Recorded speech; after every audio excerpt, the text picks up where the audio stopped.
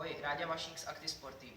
Jsem držitelem národního rekordu v dřepu, v mrtvém tahu a v celkovém trojboji v kategorii juniorů do 83 kg.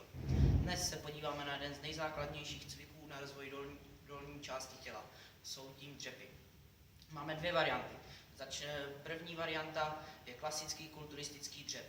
Nohy jsou blíž u sebe, činka výše položená na trapézu. Větší zacílení na přední stranu stehen a hypertrofii v téhle části těla.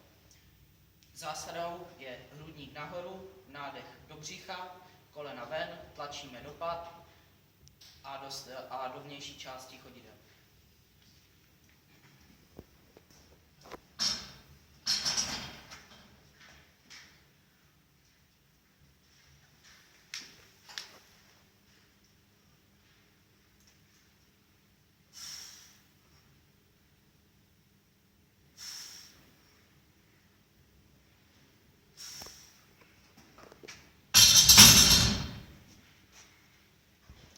Druhým dřepem, vhodným pro rozvoj síly, je lifterský dřep.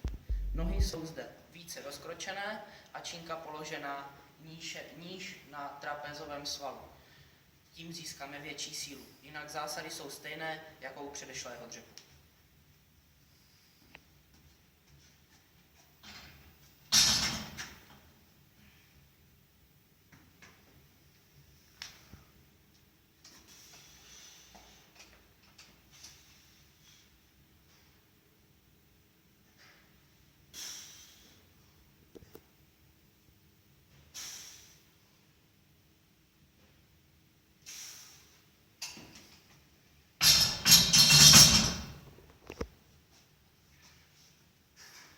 Další věcí, kterou je dobré zmínit, je vhodná obuv pro dřep.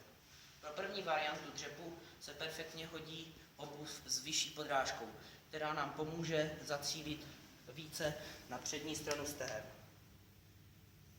Můžete vidět zvětšenou podrážku na této botě.